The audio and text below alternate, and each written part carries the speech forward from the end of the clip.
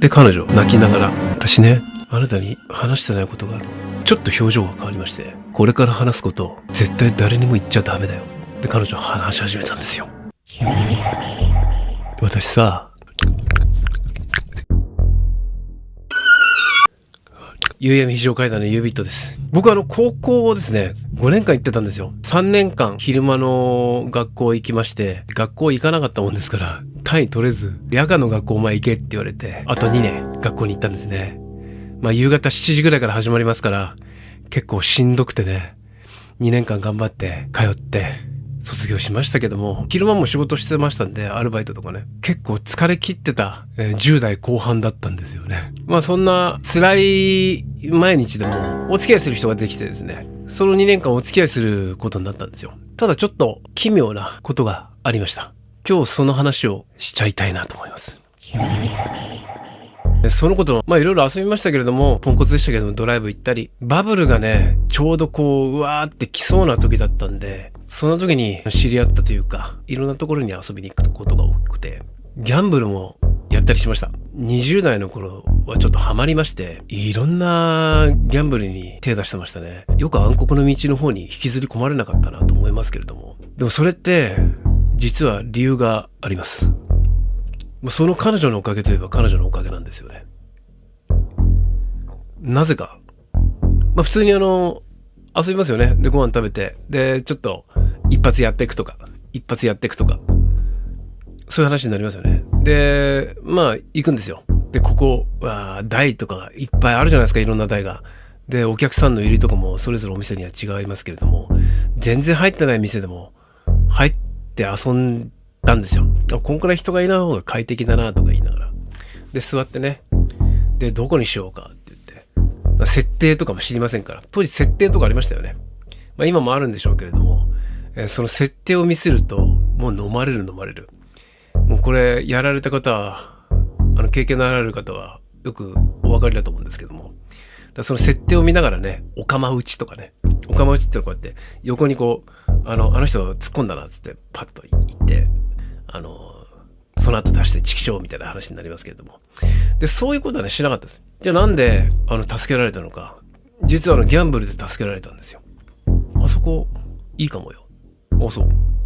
こっちの方が設定数値良さそうだけど、やってみようかって言って。一番最初ですよ。じゃあ行こうって言って。で、私、今日やらないからって言って。あ、そうか。見てるからって言って。その時はパチスロやってね、1000円入れて。で、50枚出ますよね、だららと。で、入れて、3枚入れますよね。で、カチャンってやって、タンって言った時に、急にリーチ来たぞって言って。リーチってありますよね。こういう並びにすると、例えば77チェリーとか、これは絶対に何かボーナスが来る。ちっちゃいボーナスでも大きいボーナスでも必ず来るよっていうのが表で書いてありますけども。冊子で書いてありますよね。いや、もう来ちゃったぞ、これ、つって。って言うんだよね。よしって言って、また3枚、チャンって言って、カチンと、ブーって待って、シャン、挟み撃ちかなんかしちゃってね。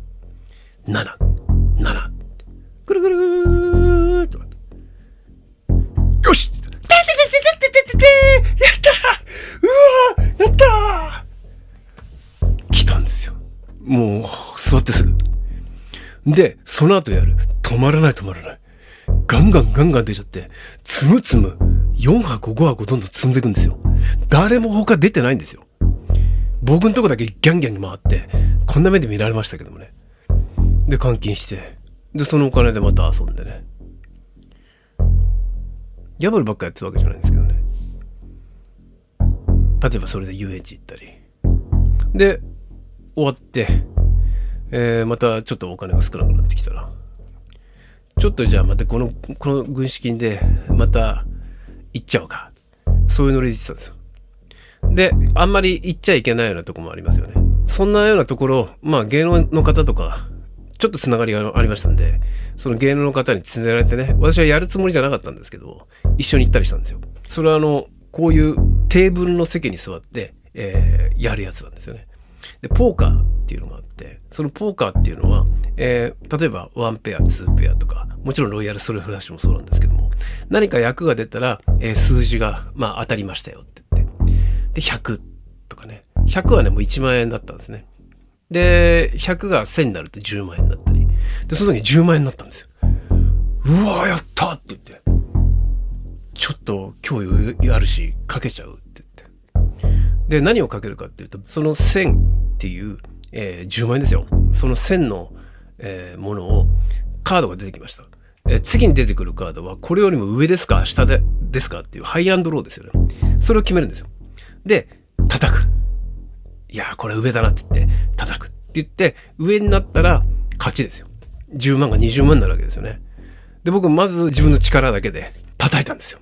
これは下だろうって言ってパンってやったらウィンっつって、やばいこれ20万になっちゃったよ、どうしようって言って、これやるもう一回って言って、次やって負けちゃったらその20万パーですよ。でその彼女にやるべきって言ったら、やった方がいいって。で次どっちが来ると思うって言ったら、ちょっとこの子運ありそうだからなと思って聞いたんですよ。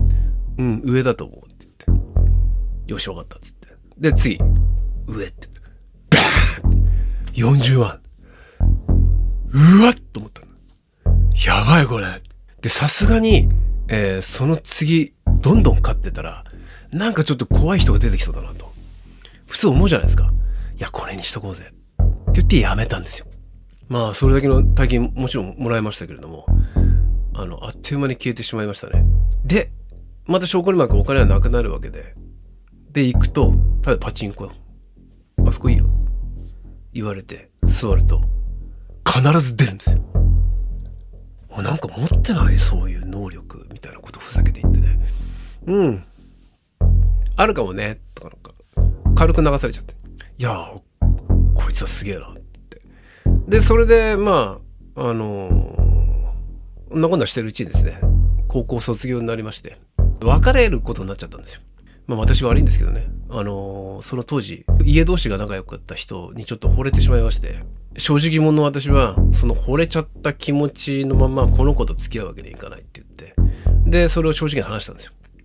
まあ情がありますからね、2年間も付き合ってきたんで、でお互いおいおい泣いて、いやでもしょうがないそれはって向こうも言ってくれて、なんか円満に別れる感じになったんですよね。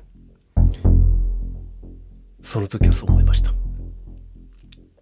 夕闇っていろいろ昔話を話して夜明け近くになってね、もう何も語ることもなくなり、別れることは決まってるのでね、ごめんねとも言いましたけど、謝らないでとも言われましたけども、で沈黙がついてたんですよね。あと数十分始発だっていうところ、その時間の間電車が動くまでずっと沈黙が続いてまして、で彼女泣きながら、私ねあなたに話してないことがあるのって言うんですよ。何でも言っていいよ、言って。何？別に驚かないし、今更そんな驚かないから大丈夫だよって。何？って聞いたんですよ。では彼女ちょっと表情が変わりまして、これから話すこと絶対誰にも言っちゃダメだよって言うんですよ。で僕は半信半疑ちょっとよく分かんなく、なんでそんなこと言うのかなってのも分かんなく、まあ分かったと言うしかないじゃないですか。聞くにはね、聞きたいですから。深く考えもせず、分かった、それを言わない絶対言わないって答えたんですよ。じゃあ分かった、話すね。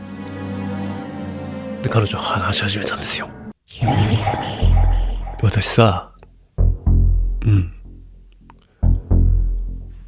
よく一緒にほらパチンコとかパチスロとかなんかギャンブルやったよねって言って、ああやったねって、すごかったよねって全部当てるしなって言って、楽しかったよなって話して、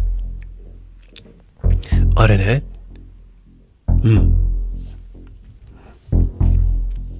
理由があるのって。理由？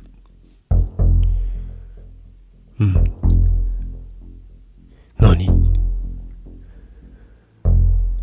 私ね、耳元でっていう人が囁くの。最初に何言ってんのか分かんなかったですよ。どうかしちゃったのかなと思って。耳元で囁くってのは幻聴かなんか聞こえてたってことだった。違うのって。そのね、っていう方が私に、あそこの台出るから絶対やれ。あそこだ、あそこだ、あそこだ、あそこだ。3日後はあっち、1週間後はあそこの台、あそこの店だ、あれやれ。全部当てる。当ててやるから。そう言われるって言うんですよ。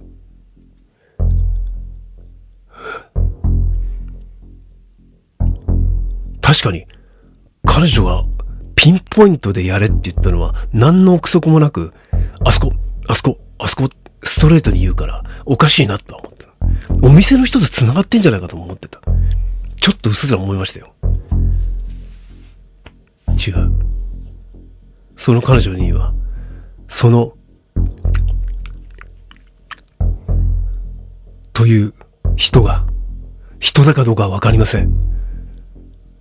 耳元で囁くって言うんですよ。で、どうやら、その人、人間じゃない。その、という名前も聞いたことない発音。聞いたことのない言葉ですよ。悪魔かなんかかと思っちゃう。そんな話がありましたけど、皆さん、これ、どう思いますか？というか、皆さんに、謝らなければならないことがあります。私、彼女が絶対にこの話しないでね。誰かにこの話絶対しないでね。って言われたじゃないですか。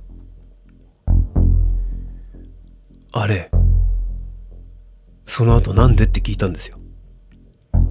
そしたら、その、が現れるよ。聞いた人も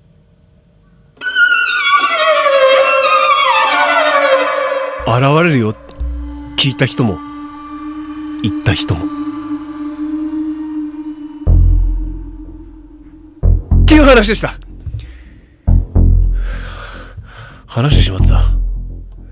皆さんすいません。この話言うか言うまいかずっと迷ってたんですけども、もうすでにちょびちょび小出しにして話してます。ただ、聞いた方は結構みんなね、なんか幸せになってる気がするんですよ。幸せになってる気がする。で、悪い方じゃないんじゃないかなと思ってるんですけども、定かじゃないので、どうかこれからお気をつけください。でも大丈夫。俺今こうしてるし。意外といいことが多かった、その後。多分天使みたいな人でしょうね。怖い人なのか分かんないけど、天使みたいな人なのか分かりませんけども、でもね、僕ね、そういうのを否定しなくて、そういうエネルギーってあると思う。